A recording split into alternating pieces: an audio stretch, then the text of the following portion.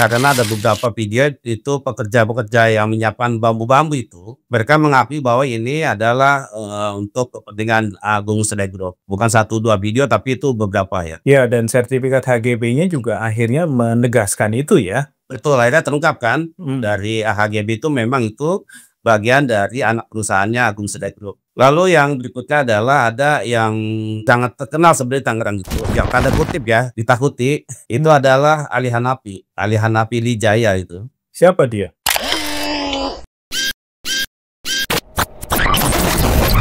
Halo sahabat integritas, jumpa lagi di kanal Satu Visi Utama program Buka Kartu.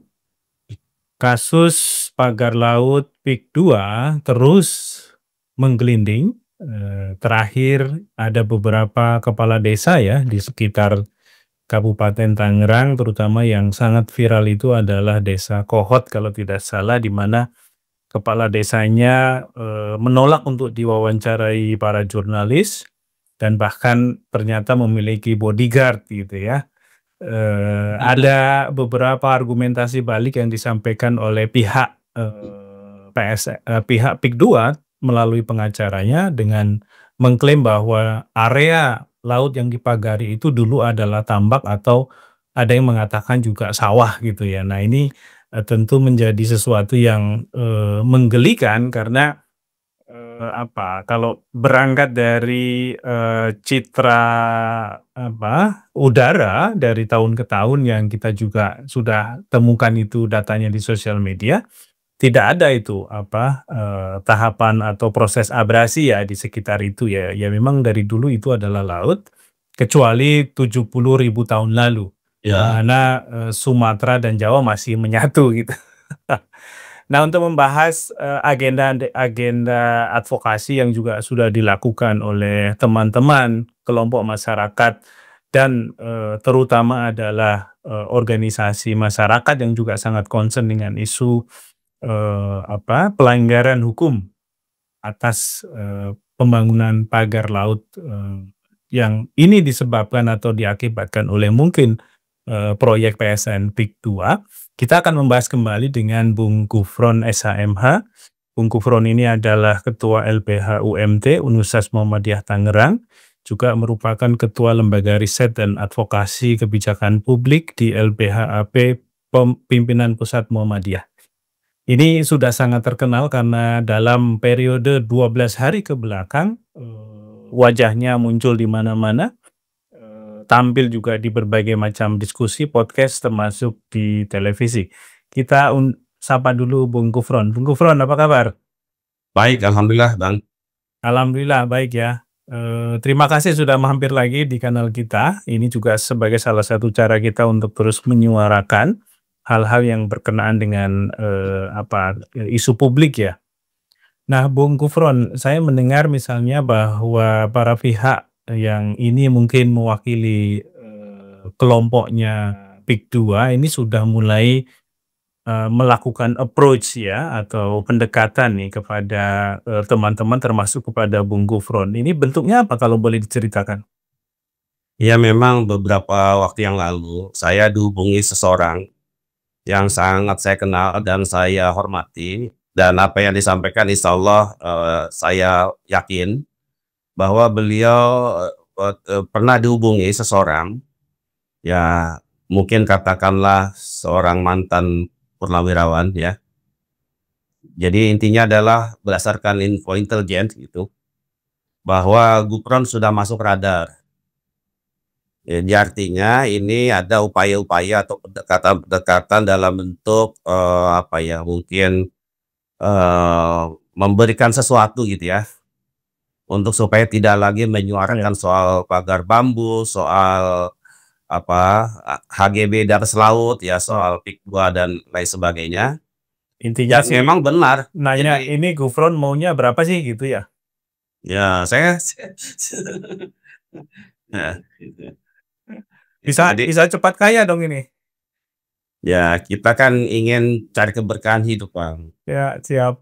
Iya. Oke, ya itu biasalah ya dalam berbagai macam arena advokasi, kadang-kadang memang ada ada kelompok tertentu yang meng-approach kita untuk dengan tujuan memberikan sesuatu atau mengiming-iming sesuatu supaya kita diam gitu ya. Iya iya. Mhm. Terus gimana Bung Gufron? Jadi, setelah saya dapat informasi itu mulai telepon siangnya, malam itu ada telepon-telepon yang memang saya tidak kenal orangnya. Dia mengaku wartawan, tetapi bahasanya kok seperti bukan wartawan. Dia menanyakan, "Di mana Bang Gufron sekarang posisi? Rumahnya di mana? Saya ingin ketemu malam ini," gitu ya.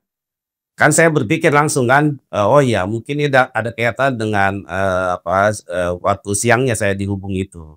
Maka saya mulai waspada dan saya bilang, "Ya saya masih ada kegiatan malam ini, jadi saya tidak bisa ditemui," kira-kira gitu. Mmm. Itu masih di luar tuh Bang, belum sampai rumah. Ya ya. Ketika sampai rumah ada lagi telepon yang lain. Memang awalnya WA gitu ya. Saya salah kira, saya pikir ini nama ini yang saya kenal gitu. Ternyata bukan. Akhirnya saya Ya. terima, ternyata dia pengen ketemu juga, pengen di darat. Ada sesuatu hal yang ingin disampaikan. Dan sampai hari ini saya masih dihubungi, karena dia pengen ketemu terus. Kira-kira gitu Bang, akhirnya dengan terpaksa tadi mungkin ada nomornya yang kemudian saya blokir. Mmm. Iya, Lah memang itu kita adalah harus keadaan di mana saya ya memang tanda kutip diganggu dalam bentuk, pendekatan-pendekatan semacam itu. ya.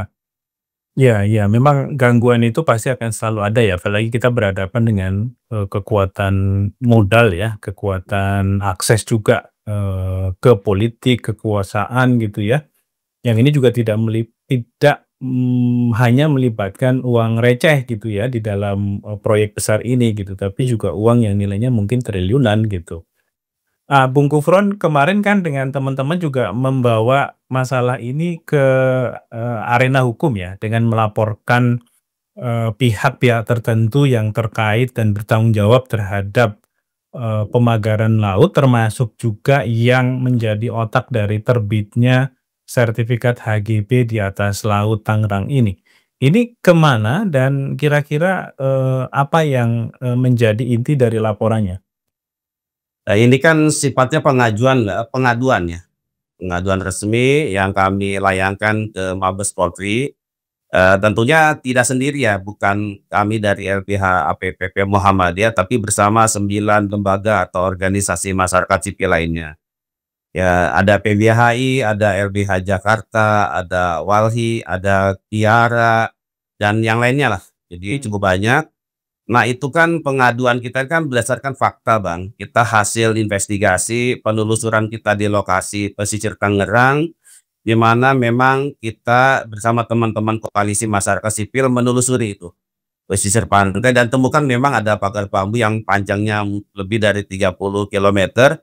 Atas dasar itulah kita juga berusaha untuk mencari informasi sebetulnya siapa sih otak di balik pemagaran bambu.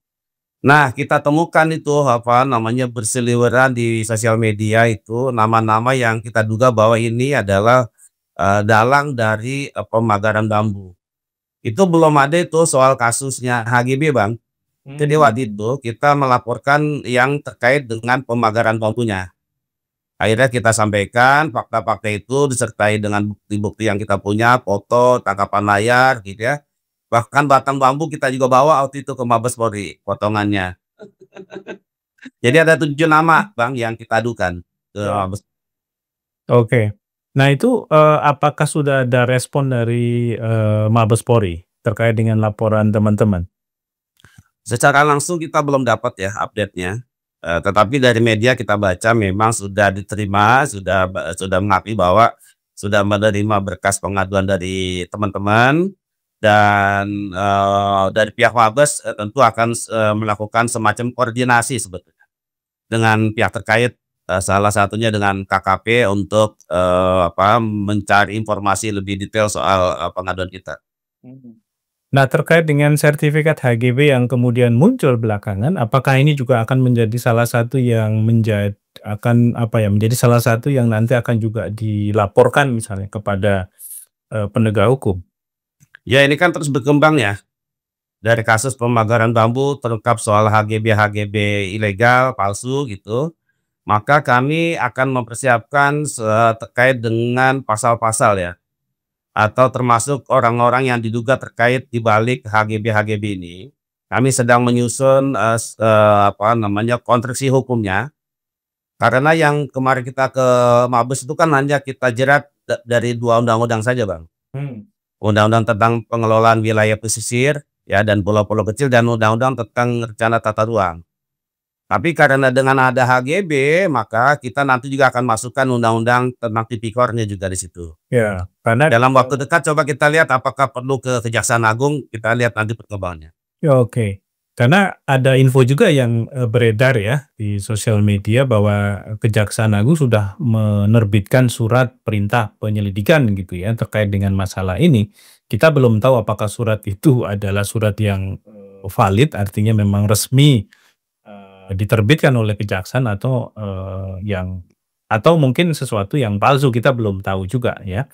Nah, tadi ada rencana untuk melaporkan ke penegak hukum, mungkin ke kejaksaan dengan delik tidak pidana korupsi. Karena memang logika sederhananya mengatakan nggak mungkin keluar sertifikat seperti itu dengan terang benderang menabrak berbagai macam aturan, regulasi, kalau nggak ada makan siangnya gitu ya, Bung Gufron ya? Ya, biasanya begitulah polanya. Nah, dari 7 aktor yang sudah teridentifikasi itu, apakah bisa di-spill beberapa kriterianya yang kemudian disampaikan kepada penegak hukum? Dari 7 nama ini terdiri dari 1 swasta ya, yang 6-nya ini adalah individu-individu, walaupun individu ini juga bagian dari swasta itu. Nah, jadi sekali lagi bahwa nama-nama yang kita sampaikan ini kan bisa berdasarkan apa yang beredar di sosial media. Makanya sifatnya pengaduan masyarakat. Ya. Misalnya yang kita adukan itu adalah pertama Agung Sedai Group. Oke, karena ada beberapa video itu pekerja-pekerja yang menyiapkan bambu-bambu itu, mereka mengakui bahwa ini adalah untuk kepentingan Agung Sedai Group. Bukan 1, 2 video, tapi itu beberapa ya. Ya, dan sertifikat HGB-nya juga akhirnya menegaskan itu ya? Betul, akhirnya terungkap kan, dari HGB itu memang itu bagian dari anak perusahaannya Agung Sedai Group. Oke. Lalu yang berikutnya adalah ada yang sangat terkenal sebenarnya di Tangerang itu, yang tanda kutip ya, ditakuti, itu adalah Ali Hanafi. Ali Hanafi Lijaya itu. Siapa dia? Oh, dia kami dengar dia adalah tangan kanannya Aguan. Yang memang dia eksekutor di lapangan, bukan hanya soal pemagaran bambu. Sekali lagi bahwa pemagaran bambu itu bagian dari rencana besar untuk reklamasi sebetulnya. Ya, Jadi terkait itu nanti dengan mungkin dari pantai sampai ke pagar itu nanti akan diuruk ya, rencananya mungkin ya? emang begitu, betul ya. Kami memang dari awal, dari tahun 2023 udah sampaikan itu, bahwa memang akan ada reklamasi besar-besaran yang dilakukan oleh pengembang PIK 2. Jadi Ali Hanafi ini sangat terlibat dalam kegiatan-kegiatan pembelian tanah dengan cara intimidasi ya, dengan harga-harga murah gitu ya, ya perampasan tanah rakyat, ya kemudian tanah-tanah negara dan seterusnya. Beberapa orang juga banyak yang menjadi korban kriminalisasi oleh Ali Hanafi ini. Oke. Jadi Dan itu artinya kalau individu-individu ini berarti semuanya juga pasti nge-link ke Agung Sedayu Group ya? Oh iya, pastinya begitu ya. Yang kedua adalah yang sangat familiar juga sebetulnya nama ini, Encun. Encun alias Gojali. Jadi orang menganggapnya Gojali ini orang Islam, ternyata bukan, masih sama Ali Hanafi dianggap orang Islam, orang pribumi, ternyata bukan. Dia etnis Tionghoa. Tapi warga negara Indonesia. Warga negara Indonesia tentunya kan. Cuman memang nama-nama ini kan seperti nama-nama yang sangat Islami gitu ya. Ya, atau nama orang lokal gitu ya. Ya, betul ya. Nah, itulah yang memfasilitasi semua untuk kegiatan-kegiatan pemagaran bambu, dan itu nanti untuk di lapangannya ada namanya Mandor Mehmet. Yang menyediakan pekerja, yang mencari pekerja, yang menyiapkan bambu-bambu, belajar segala macam, itu adalah Mandor Mehmet. Nah, kalau ini lokal sepertinya ya. Itu ya yang kami identifikasi. Mmm. Gitu. Berdasarkan penelusuran kami dan tentu kita, berdasarkan, dari aktivis yang ada di Tangerang. Kira-kira Bung Kufron seberapa, yakin bahwa kemudian dari laporan itu akan diproses secara hukum oleh kepolisian ya, tentu dengan pengembangan pasal-pasal yang terkait dengan pelanggaran pidana yang terjadi di kasus itu ya. Karena ini menjadi cukup beragam ya, kalau kita ngomong soal aspek pelanggarannya. Tadi Bung Gufron sudah menyebut soal, pelanggaran tata ruang, pelanggaran pengelolaan pesisir dan pulau-pulau kecil. Ya, Tadi kita belum lagi ngomong soal misalnya pelanggaran atas mungkin undang-undang yang terkait dengan terbitnya sertifikat, ya, kemudian juga mungkin ada di situ tindak pidana korupsi karena sekali lagi tidak mungkin ini semuanya free sifatnya, terutama bagi pihak-pihak yang terlibat mulai dari pemasangan pagar laut sampai, ke belakangnya gitu ya, proyek-proyek yang ya. kemudian nanti akan terus berkembang gitu. Dan kita juga masih ingat dulu KPK pernah melakukan OTT pada tahun 2016 terkait dengan, rencana dan perizinan reklamasi Pantai Jakarta tahun Ya, 2016 itu melibatkan Muhammad Sanusi sebagai salah satu ketua, komisi atau ketua ketua ya ketua komisi di DPRD DKI dan waktu itu, nilai suapnya juga besar dan pada tahun itu juga sebenarnya Aguan sudah pernah diperiksa oleh KPK gitu ya, ya, karena anak perusahaannya yaitu Agung Podomoro Land kalau tidak salah, juga sudah memiliki atau mendapatkan izin untuk melakukan reklamasi di pantai Jakarta. Nah, apakah dengan latar yang pernah terjadi sebelumnya di 2016 itu, kita kemudian menjadi lebih yakin bahwa, ya ini, sebenarnya merupakan kelanjutan dari, apa yang terjadi sebelumnya, akan tetapi karena tidak ada upaya mengerem lewat, penegakan hukum, ekspansinya menjadi sangat, leluasa ya. Dan ini kan tidak hanya terjadi di Tangerang sebenarnya, masalah-masalah seperti ini. Di Sidoarjo gitu ya juga terjadi, di Bekasi kemarin juga muncul, bahkan dalam kasus Sidoarjo, sertifikat HGB-nya sudah jadi agunan, untuk peminjaman kredit di bank gitu. Nah akan tetapi meskipun ini terang benderang persoalannya kira-kira teman-teman sendiri, apakah cukup optimis bahwa negara akan menang menghadapi, para pemodal yang, bisa merangkul semuanya? ya, jadi kan begini, pengaduan resmi ini kan awalnya kan diawali dari somasi, Bang. Ya, yang kita bacakan di atas pagar bambu itu kan. Ya. Nah, somasi kita kasih waktu 3 kali 24 jam kepada siapa saja yang merasa melakukan pemagaran untuk segera membongkar. Ternyata setelah 3 hari kan tidak ada tuh, makanya kita mengadukan, secara resmi ke Mabes. Jadi langkah-langkah ini kan sebuah langkah-langkah yang sesuai dengan koridor hukum. Inilah Mhm. saluran hukum yang tersedia. Ya. Suka atau tidak suka ya gitu ya, ya kita harus hormati prosedur yang harus dijalani gitu. Karena ini tindak pidana ya maka tentu kita ke aparat polisian. Mmm. Soal yakin atau tidak yakin kan juga ya itu, nanti dalam perkembangannya kan kita akan lihat sejauh mana keseriusan Mabes Polri untuk, menindaklanjuti, pengaduan kami. Setidaknya kami sudah gunakan upaya hukum yang tersedia, Bang. Ya. Ya itu Dan sih setidaknya juga sekarang pagar bambunya sudah dicabut gitu ya? ya paling tidak adalah Iya. hasilnya gitu walaupun belum terungkap siapa, dalang di balik Eee, ini. Termasuk sertifikat HGB-nya kan juga sudah dicabut ya oleh Menteri ATR BPN ya, Nusron Wahid ya kalau tidak salah ya, informasinya seperti itu. Oke Bung Gufron, terima kasih untuk waktunya, saya kira insight-nya sangat bermanfaat untuk terus memberikan update atas, polemik dan persoalan hukum yang terkait dengan, pemagaran, laut di Tangerang yang berdekatan dengan kawasan proyek PSN PIK 2. Mudah-mudahan ini memberikan informasi yang bermanfaat juga bagi sahabat integritas sekalian.